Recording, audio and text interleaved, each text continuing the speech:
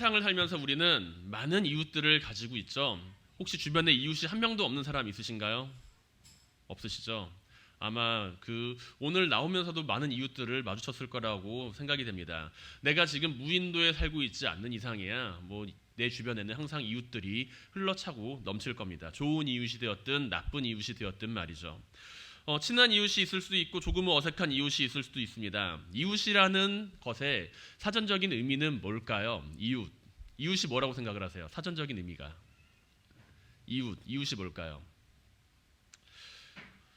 이웃이라는 말의 사전적 의미를 찾아보면은 나란히 또는 가까이 있어서 경계가 서로 붙어 있음, 가까이 사는 집 또는 그런 사람이라고 이웃에 대한 정의를 내리고 있습니다. 그런데 아이러니하게도 우리는 가까이 산다 그래서 다 이웃이라고 여기지는 않다라는 것이죠. 바로 옆집에 사는 사람이 누구인지도 모른 채 살아갈 때가 많이 있기 때문입니다. 재미있는 기사가 하나가 있었습니다. 예전에 제가 본 기사인데 예전에 한 기사가 인터넷에 떴는데 그걸 재미있게 봤어요. 아파트가 있잖아요. 아파트에 한 여대생이 살고 있었습니다. 근데 그 여대생이 밤늦게 이제 귀가를 해요. 그런데 뒤에서 누가 막 따라오는 겁니다. 한 남자가. 그러니까 어떻겠어요? 막 긴장이 되겠죠. 점점 빨리 가는데 거리가 벌어지질 않습니다. 그래서 아파트로 막 달려가서 엘리베이터가 1층에 있기를 딱 눌렀어요. 그러니까 뒤에 오던 남자도 막 뛰어오는 거예요. 그러니까 여자 대학생이 이제 순간적으로 기지를 발휘를 해서 엘리베이터가 문이 닫히기 직전에 내려서 계단으로 뛰어 올라가고 그 사람은 엘리베이터를 탔다는 겁니다. 참 다행스러운 일이죠. 그런데 이 이야기 여기서 끝나지 않습니다. 그런데 그 다음날 아침이 됐어요. 그 다음날 아침 문을 열고 나가다가 옆집에 사는 사람을 만났는데 바로 옆집 사람이 그 남자였대요. 그 남자는 왜 뛰어왔을까요? 저희도 알고 있죠. 엘리베이터가 1층에 있는데 그걸 누르고 탄 사람이 문을 닫기 직전에 나도 같이 가서 엘리베이터를 타려고. 여기서 발생한 그 오해의 원인은 내가 옆집에 있는 이웃에 있는 사람을 몰랐다는 데 있습니다. 이웃이지만 이웃이 아니었던 거죠. 우리는 주변에 이웃이라고 불리는 사람들이 많이 있지만 이웃으로 살아가는 이들이 많지 않음을 우리는 볼 수가 있습니다.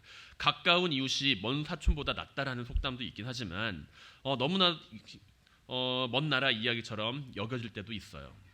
이러한 상황이다 보니 누군가에게 내가 도움의 손길을 내미는 것은 매우 어렵게 느껴지기도 합니다. 도움이 필요한 사람인 것은 분명한데 그런데 내가 그 사람을 돕기에 망설여지게 된다는 것이죠. 그래서 사회적으로도 자기에게 특별한 위험을 발생시키지 않는데도 불구하고 곤경에 처한 사람을 외면하거나 그냥 지나치는 것을 처벌하는 법이 존재하기도 합니다. 바로 선한 사마리아인의 법이라는 것을 한 번쯤은 다들 들어보셨을 거예요. 선한 사마리아인의 법이라는 것을 법률로 이제 규정해서 처벌하는 나라들도 있습니다. 가령 예를 들어서 프랑스에서는 이 법률을 형법 63조 2항에 지정해서 어긴 사람에 대하여 처벌을 내리는 것, 그것을 이제 법으로 삼고 있습니다. 그리고 이 법률에 대해서 우리는 오늘 주님께서 하시는 비유의 말씀이 이 법률의 출발이다, 그 사실을 알고 있습니다. 아마 오늘 본문에 나오는 이 선한 사마리아인에 대한 이야기, 이 이야기는 모두가 잘 알고 있는 이야기일 겁니다. 교회를 다니던 다니지 않는 사람이던 누구나 한 번쯤은 다 들어보았을 법한 이야기라는 것이죠. 이 비유의 내용의 주제가 뭘까요? 이 비유가 도대체 무엇을 이야기하고 있다라고 생각을 하십니까? 누가 강도 만난 사람의 이웃인가라는 것에 대한 이야기를 쭉 풀어가고 있는 것이죠. 그리고 우리는 이 비유에 대해서 즉각적으로 강도 만난 사람의 이웃이 누군가요? 라고 질문을 하면 대답을 합니다. 누구죠? 선한 사마리아인. 선한 사마리아인이 그 이웃입니다. 라고 대답을 합니다. 그리고 우리 역시 이 말씀에 대하여 선한 사마리아인처럼 위기에 빠진 이웃을 도와야 한다라는 것에 대해 동의를 하죠. 그런데 한번 생각해 보시기 바랍니다. 주님께서는 너는 위기에 빠진 이웃을 도와주어라 라는 이야기를 하기 위해서 이 말씀을 하셨을까요? 주님께서는 이웃을 도와라라는 단순한 차원의 이야기로 선한 사마리아인의 이야기를 말씀하신 것은 아닐 겁니다. 왜냐하면 우리는 주님께서 이야기를 하지 않으셔도 그 사실을 알고 있거든요. 이미 나는 위기에 빠진 사람을 도와야 한다라는 그 사실을 당연히 알고 있습니다. 당연한 이야기라는 것이죠. 그런데 왜 굳이 선한 사마리아 이야기를 하지 않아도 세상 사람들이 그 사실이 당연하다는 사실을 알고 있음에도 불구하고 주님께서는 이런 이야기를 하고 계시는 걸까요? 강도 만난 사람을 돕는 것이 어렵기 때문일까요? 강도 만난 사람을 도와주는 것이 지극히 어려운 일이기 때문에 주님께서는 강도 만난 사람을 꼭 도와야 한다라는 취지로 말씀을 하신 겁니까? 우리는 누구나 다 강도 만난 사람을 도와줘야 한다라는 사실에 대하여 그 말에 동의를 합니다. 하지만 우리가 오늘 나타나는 이 성경 말씀에 대하여 선한 사마리아인의 이야기에 대하여 강도 만난 사람을 돕는 선한 사람이 되어야 한다라는 것으로 내가 그 결론을 내리고자 한다면 조금은 부족하다라는 이야기죠.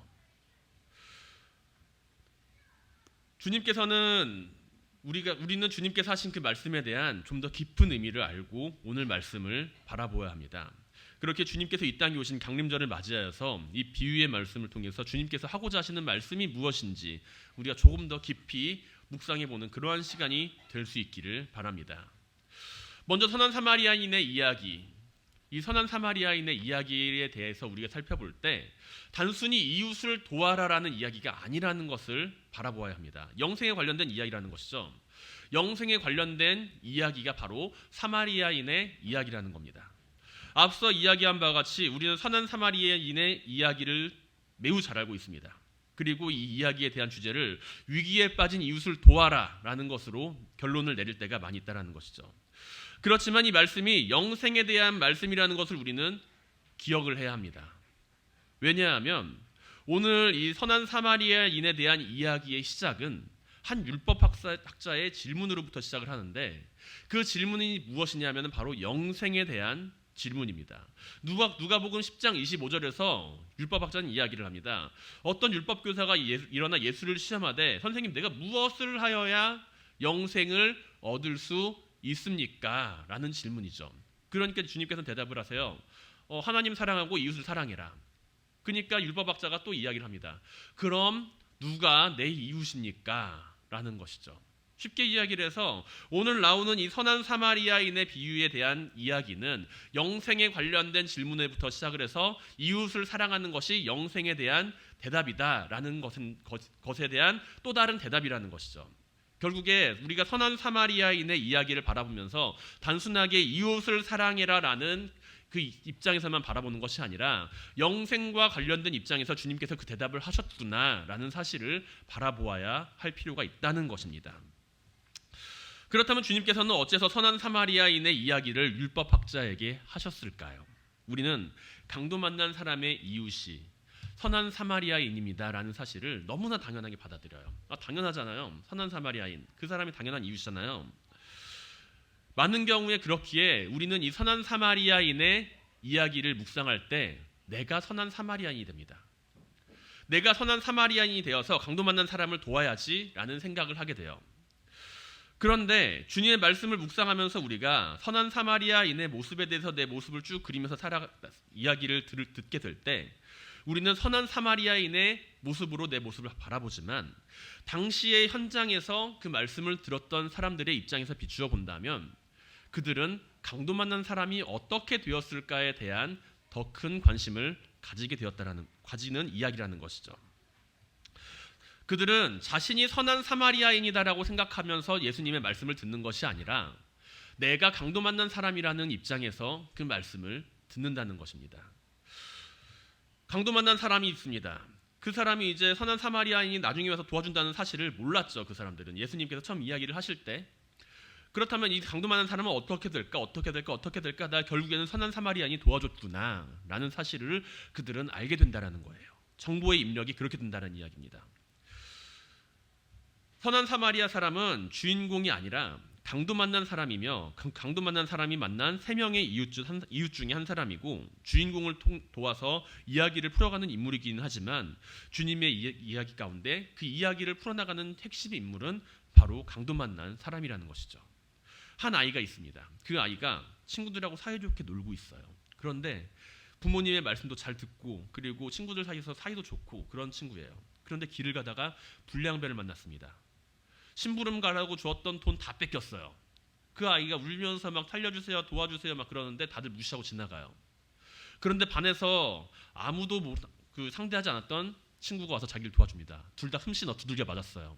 그리고 나서 풀려났습니다. 제가 이 이야기를 할 때 여러분들은 어떤 사람의 모습에 더욱 관심이 가나요? 심부름 가는 어린아이가 어떻게 되었을까라는 것에 대한 이야기가 더욱 큰 관심이 가지지 않으신가요? 일반적으로 우리는 심부름 가던 아이가 이야기를 이끌어간다라고 생각을 한다는 것입니다. 같은 맥락에서 주님의 이야기를 우리가 처음 듣게 되었을 때, 이 선한 사마리아인의 이야기를 처음 접하게 되는 사람들은 강도 만난 사람에 대해서 자신의 입장을 투영하고 강도 만난 사람에 대해서 그 자신을 저 사람이 어떻게 될까라는 이야기를 관심을 집중한다는 것이죠. 더군다나 그 당시에 모인 사람들은 유대인들이 대부분이었습니다. 그리고 강도 만난 사람들이 그 유대인이었다는 사실은 그 사마리아인이 유대인이라는 것에 대한 암시적인 메시지를 주님께서 하고 계시기 때문에 더욱 깊게 그 사람에 대하여 자신을 투영시킬 수가 있다는 것이죠. 그 길은 실제로 많은 강도가 다니는 길이었기 때문입니다. 주님께서는 아무것도 맥락 없는 이야기가 아니라 있을 법한 이야기를 하셨다라는 것이죠. 그리고 나서 질문하십니다. 누가 강도 만난 사람의 이웃이냐라는 것이죠. 그리고 율법학자는 사마리아인입니다라고 대답하기조차 민망해서 내 입에다가 사마리아인입니다라는 그 말을 담기조차 싫어서 자비를 베푼 자입니다라고 이야기하는 것을 볼 수가 있습니다.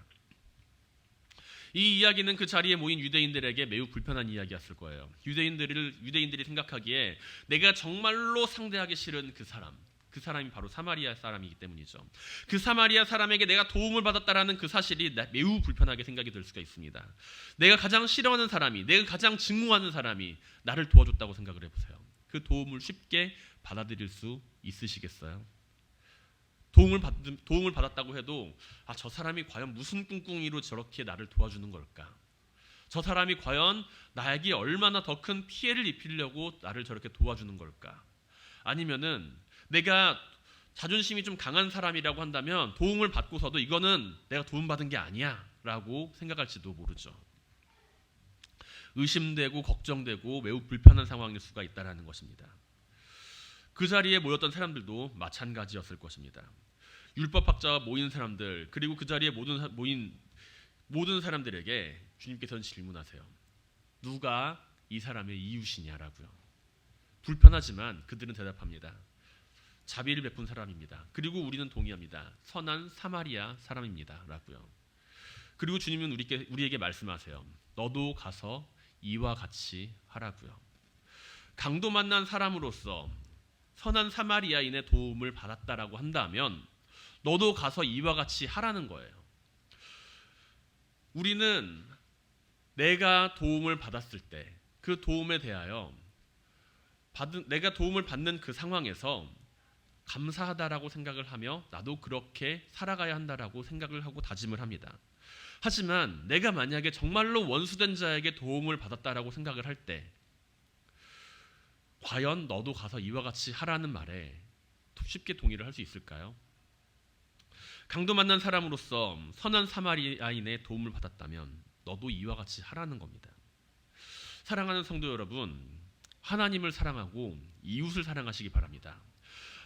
주님께서는 우리에게 말씀하세요. 원수를 사랑하라고요. 그 말은 나에게만 해당하는 것이 아니라 내가 원수로 여기는 사람에게도 해당하는 겁니다. 쉽게 말해서 내가 그 사람을 원수로 여기고 있을 때 그 사람도 나를 원수로 여기고 있고 서로가 서로를 원수로 여기고 있을 때 내가 그 사람을 향하여 사랑을 베푸는 것은 상대방의 입장에서는 원수가 나에게 사랑을 베푸는 것과 같은 모습일 수가 있다는 거예요. 마치 오늘 본문에 등장하는 선한 사마리아인의 모습처럼요. 그럼에도 불구하고 받은 그 사랑을 기억하며 너는 그와 같이 행하라 라는 이야기입니다. 우리의 이웃은 누구인가요? 우리의 이웃은 누구입니까? 나에게 호감을 가지고 호의를 베푸는 사람에 대하여 내가 받은 사랑과 내가 받은 은혜를 필요로 하는 사람, 우리의 관점이 그렇게 바뀌어야 할 필요가 있습니다. 우리는 나에게 잘해주는 사람에 대해서 충분히 나도 잘해줄 수가 있습니다. 그렇기 때문에 주님께서는 나에게 잘해주는 사람을 잘해주는 것, 그것은 이방인들도 똑같이 한다고 이야기를 하세요. 하지만 너희는 원수를 사랑하라고 이야기를 하시죠. 우리는 우리가 가지고 있는 이웃의 기준이 나로부터 출발을 합니다. 내가 가진 기준으로부터 그렇다면 내 이웃이 누구입니까? 라고 주님께 물어요. 마치 오늘의 율법학자처럼요. 주님, 내 이웃이 과연 누굽니까? 내 주변에 이렇게 많은 이웃들이 있는데 그렇다면 내 이웃은 과연 누굽니까? 라는 게 질문이에요. 그런데 주님께서는 그 질문을 바꾸십니다. 누가 강도 만난 사람의 이웃이냐는 것이죠. 나로 출발하는 것이 아니라 그 사람으로부터 출발하는 거예요. 나로부터 그 이웃이 출발하는 게 아니라 그 사람으로부터 이웃이 출발하는 겁니다. 나로부터 내 주변에 있는 이웃을 결정짓는 것이 아니라 그 사람, 위기에 빠진 그 한 사람으로부터 그 사람의 이웃이 누구냐고 주님께서는 묻고 계시고 거기서부터 이웃에 대한 정의를 출발하세요. 누가 강도 맞는 사람의 이웃인가요? 누가 강도 맞는 사람의 이웃인가요? 그에게 자비를 베푼 사람, 사마리아 사람입니다. 우리가 살아가는 가운데 나의 이웃이 나로부터 출발하는 것이 아니라 우리 주변에 있는 사람들로부터 출발하게 될 수 있길 바랍니다.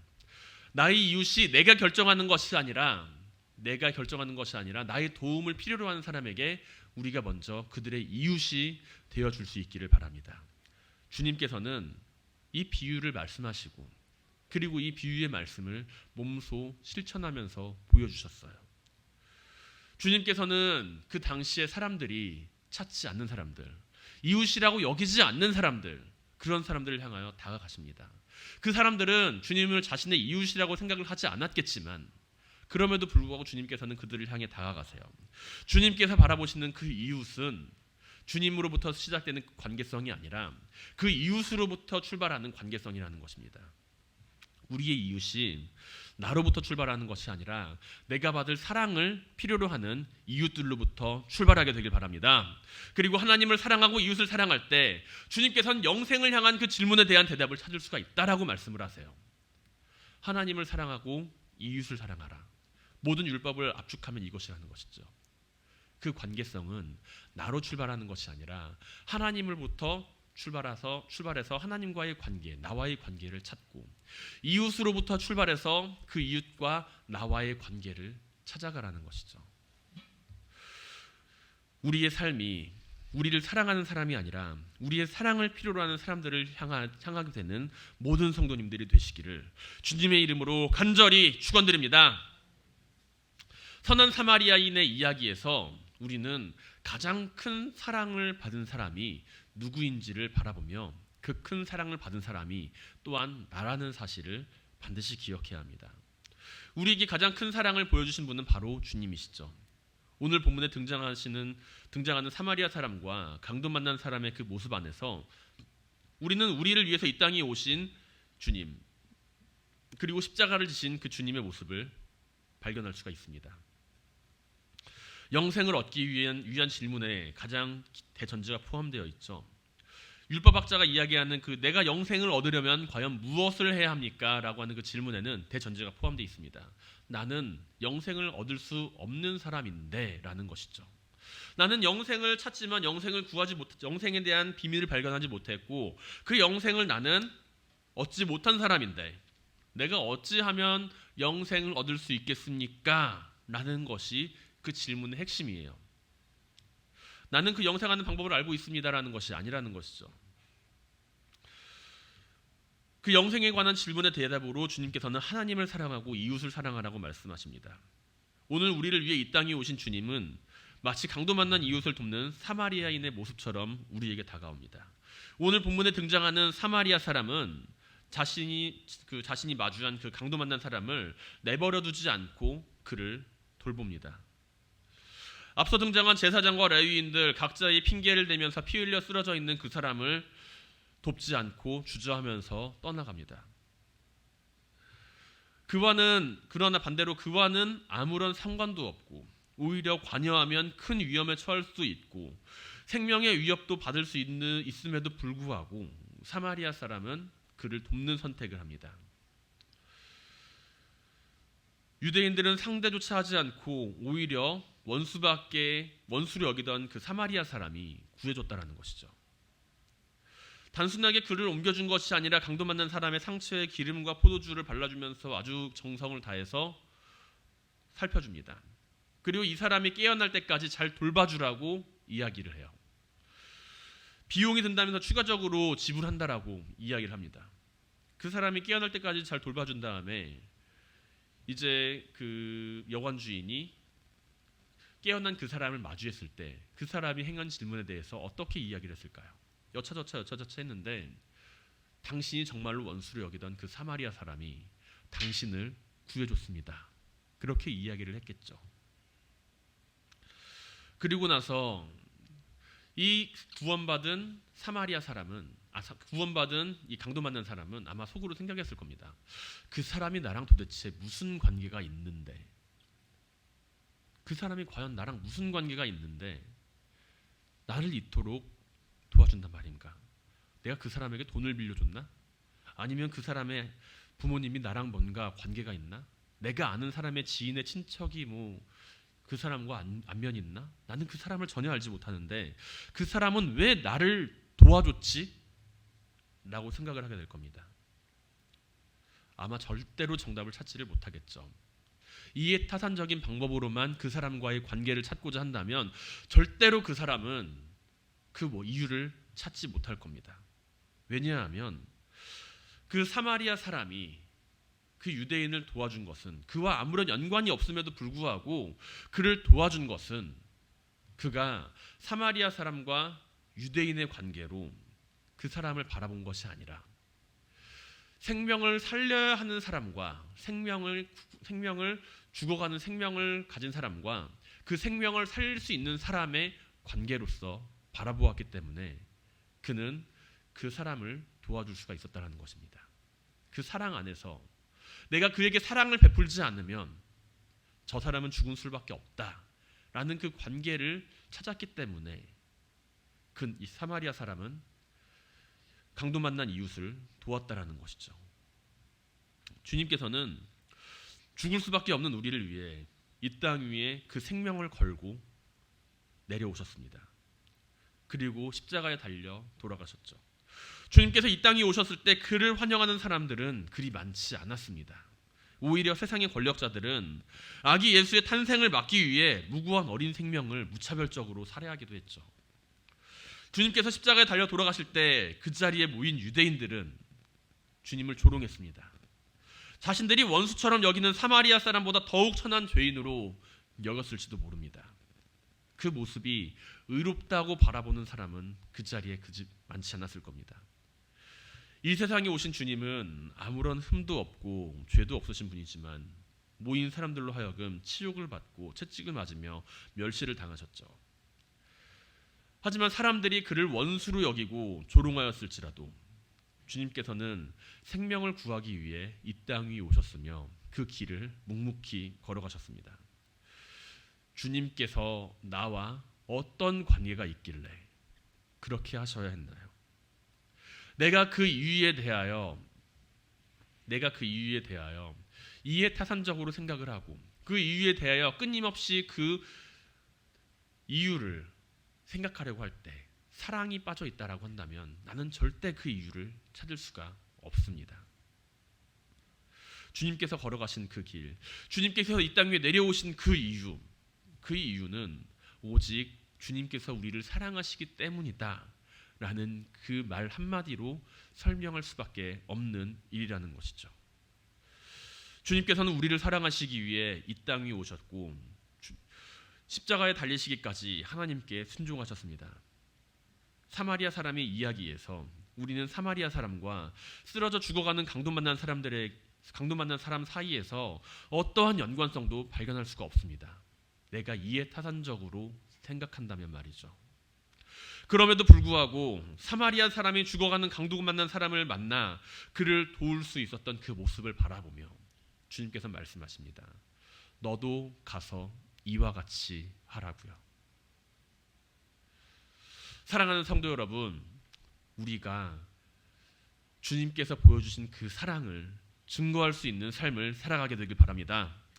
주님께서는 죽을 수밖에 없는 우리에게 새 생명을 주셨고 구원의 길을 인도해 주셨음을 믿으시길 바랍니다.